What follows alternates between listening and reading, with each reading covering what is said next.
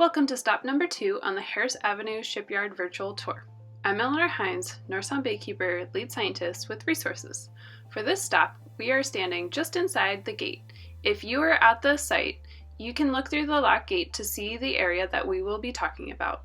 I'm here to tell you more about the MTCA, or Model Toxics Control Act process. December 7th of 2020 through January 20th of 2021 is an open public comment period on the Draft Cleanup Action Plan, a new legal agreement, and the State Environmental Policy Act Determination of Non-Significance, which is part of the MTCA process, excluding the State Environmental Policy Act, which is part of a separate process. So, you may want to know a little more about MTCA. Stay tuned for the last stop on this virtual tour for some more details on how to stay up to speed with what's happening at this site, other sites, and how to participate in the public comment process. MTCA was passed as a Washington State Citizens Initiative in 1988 with the intent of speeding up cleanups of our state's legacy contaminated sites. Today, Bellingham Bay has 12 MTCA sites. The Harris Ave Shipyard site here in Fairhaven, between the ferry terminal and Marine Park, being one of those.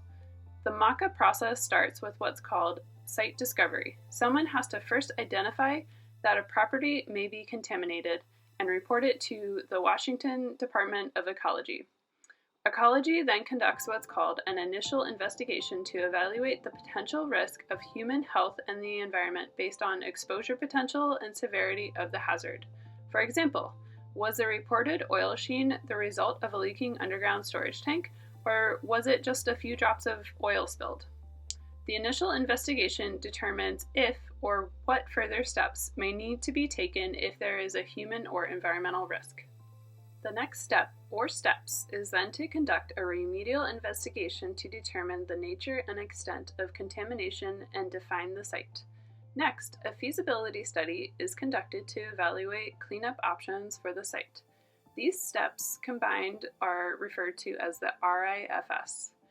This work is typically done by consultants that work with ecology and the potentially liable persons, or PLPs, who play a major role in the cleanup. Here, the Port of Bellingham is cleaning up the site. Many times, the RI and the FS are combined into a single report and put out for public comment, though not always.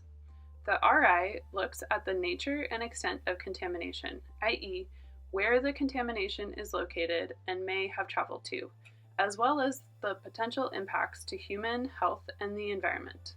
During this process, the site boundaries are defined based on the extent and concentrations of contaminants tied to the identified historical uses or sources.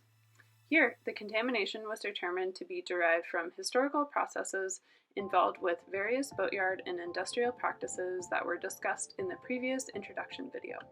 In the FS, a number of cleanup alternatives are evaluated. Each cleanup alternative must meet the MTCA standards, meaning that they all clean up and address contaminant exposure to ensure human health and environmental protection. These cleanup alternatives usually range from simply placing a cap or a barrier over the contamination or treating contamination in place, to full removal of off-site disposal of the contamination with variations in between. What's called a preferred alternative is selected from the list of cleanups based on a disproportionate cost analysis that identifies which cleanup plan will get the most protection and benefits for the money spent on the cleanup. During the public comment period, folks can comment on these alternatives, and Ecology will address each comment submitted in the process, as already happened for this site. During this process, Alternative 2 was selected by Ecology as the preferred alternative and remains so after the public comment period. The Draft Cleanup Action Plan is the next step and also has a public comment period. The Alternative 2 Cleanup Plan from the FS is described in finer detail in the Draft Cleanup Action Plan. As mentioned earlier, there's a public comment period open for this Draft Cleanup Action Plan and is why we are hosting this virtual tour. We hope that you'll gain a better sense of the site and submit your comment.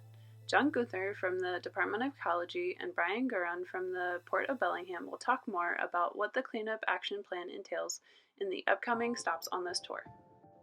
After addressing public comments and finalizing the Cleanup Action Plan, the next step is to refine the cleanup action in even more detail with an engineering design report. which dives deeper into the details of construction for the cleanup plan.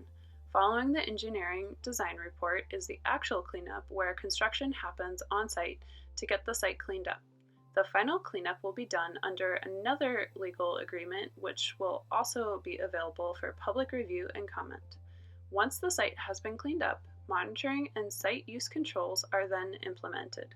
Monitoring makes sure that the cleanup action worked as intended, while site use controls restrict and prohibit activities that could disturb the cleanup.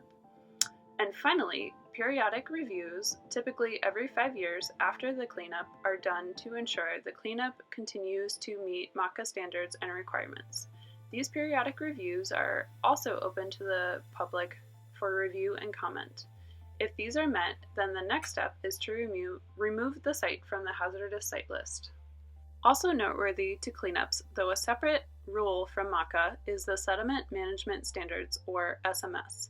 MTCA references the SMS to establish safe levels of cleanup for contaminants that occur in sediments. Sediments are similar to soil, but only present in aquatic environments and can include things like silt, sand, cobble, and beaches. Attention is paid to the SMS in MTCA because if contaminants are present, they could impact organisms, such as shellfish, that live in or on it, or negatively impact anything that eats these organisms. At any time during the MTCA process, what's called an interim action may occur to partially address contamination. The interim action conducted in 2017 and 2018 for this site will be talked about during the next stop on this tour, where Kirsten will talk to Brian Guron from the Port of Bellingham about this site and its interim action, so keep following this tour. Thanks!